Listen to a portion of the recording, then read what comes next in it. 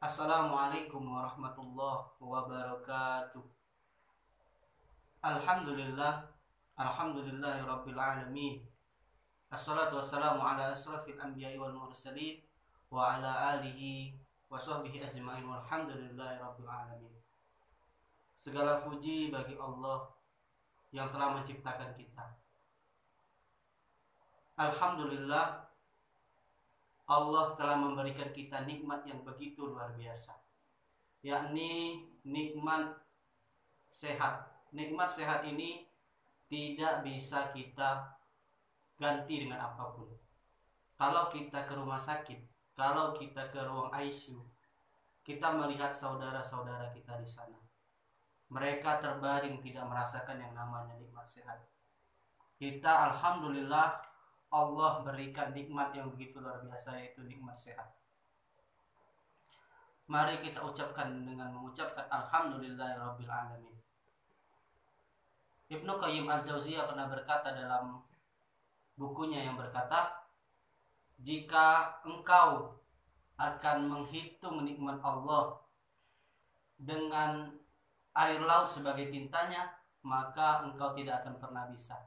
Karena nikmat yang Allah berikan kepada kita dari kita lahir sampai sekarang ini begitu luar biasa, sangat banyak. Maka kita tidak akan pernah bisa menghitung nikmat yang Allah berikan kepada kita. Salawat beriring salam, marilah kita sampaikan kepada junjungan Nabi besar kita, Nabi Muhammad Sallallahu Alaihi Wasallam. Semoga kita mendapatkan syafaat dari beliau di hari kiamat nanti. Marilah kita bersalawat kepada Rasulullah dengan mengucapkan salawat, Allahumma salli ala Sayyidina Muhammad wa ala ali Sayyidina Muhammad. Pertama-tama yang saya muliakan dan yang saya hormati, Bapak dosen pengampu, Bapak pengampu dalam mata kuliah Al-Quran Hadis.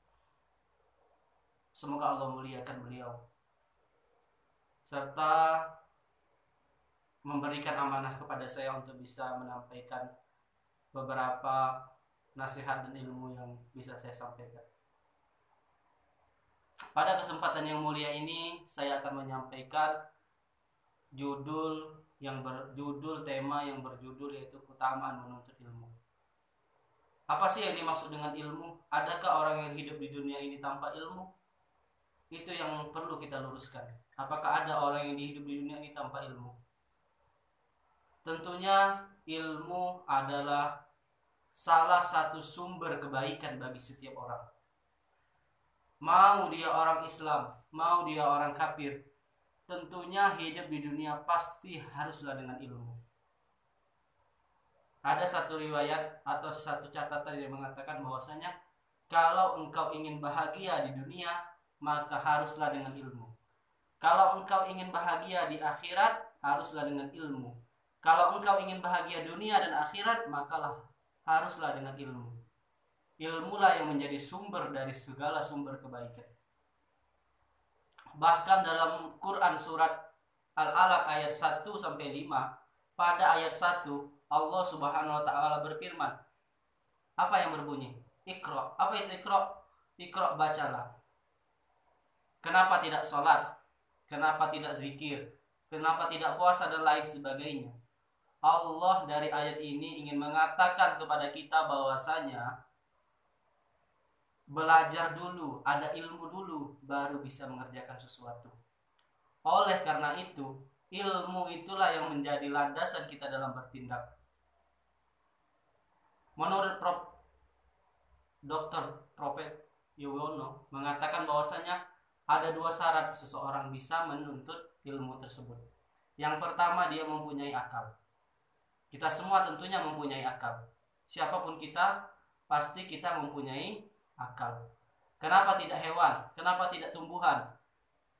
Yang diperintahkan itu hanya kita, karena kita mempunyai akal. Dengan akal itulah kita bisa menuntut ilmu. Yang kedua itu ada kemauan. Jadi jangan heran kalau kita melihat orang-orang di luar sana, orang tuanya mampu, mempunyai semua banyak harta, namun si anak tidak mempunyai kemauan untuk menuntut ilmu, maka itu tidak bisa. dipaksakan, karena syarat menuntut ilmu itu hanya ada dua. Pertama, mempunyai akal. Kedua, mempunyai kemauan. Dengan adanya kemauan, kita bisa menuntut ilmu. Yang hadirin yang saya hormati, serta teman-teman yang saya banggakan, pada kesempatan ini kita perlu membedah juga. Kira-kira fadilah daripada menuntut ilmu itu apa saja sih? Kalau kita lihat secara garis besar, fadilah menuntut ilmu itu, pertama Allah telah menjelaskan dalam Al-Quran. Yang pertama, Allah akan angkat derajatnya. Itu sudah lazim sekali kita dengar dalam Al-Quran.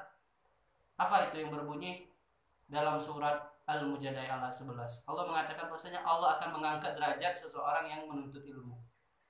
Allah tinggikan derajatnya. Jadi kita menuntut ilmu ini tidak akan pernah sia-sia.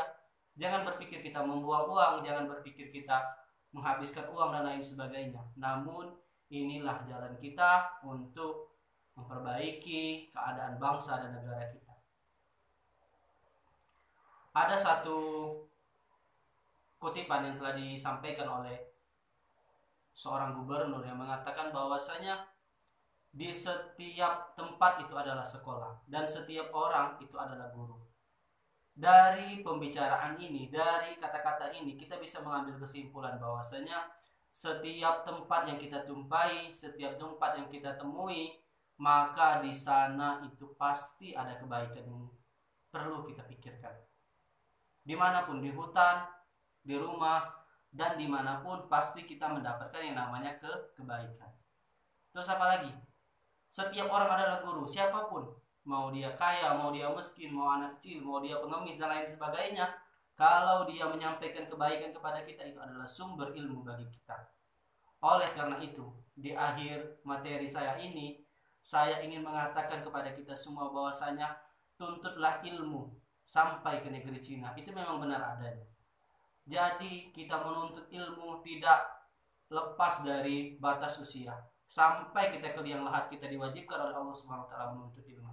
Tidak hanya di perguruan tinggi, dimanapun kita diwajibkan oleh Allah menuntut ilmu. Oleh karena itu, kita sebagai generasi muda, marilah kita menjadi pelopor para pemuda yang lainnya untuk bisa selalu menuntut ilmu. Jangan sampai usia muda yang kita berikan, kita hanya disia-siakan untuk hal-hal yang tidak bermanfaat. Oleh karena itu, sekali lagi saya mengajak kepada kita semua untuk selalu menuntut ilmu dimanapun kita berada. Kita ubah bangsa kita ini menjadi bangsa yang gemar membaca dan lain sebagainya. Mungkin itu saja yang bisa saya sampaikan pada kesempatan kali ini. Saya ucapkan ribuan terima kasih kepada Bapak Dr. Kusnadi MA yang telah memberikan kesempatan kepada saya untuk bisa memberikan sedikit ilmu dari Al-Fakir ini. Semoga Allah muliakan beliau, Allah bahagiakan hidupnya di dunia dan akhirat. Amin ya rabbal alamin. Mungkin itu saja yang bisa saya sampaikan. Kepada Allah saya mohon ampun. Akhirul kalam, wabillahi taufiq wal hidayah. Wassalamualaikum warahmatullahi wabarakatuh.